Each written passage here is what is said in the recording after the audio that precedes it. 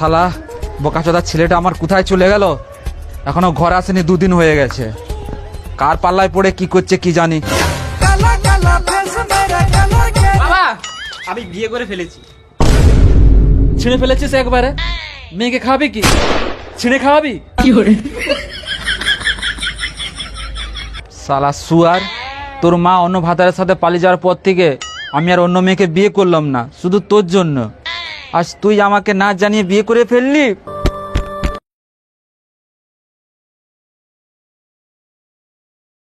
বাবা তুমি টেনশন নিও না, আমি তোমার জন্য ব্যবস্থা করেছি। কি ব্যবস্থা করেছিস তুই আমার জন্য? আমি মেয়েটির সাথে সাথে মেয়েটির মাকেও নিয়ে এসেছি।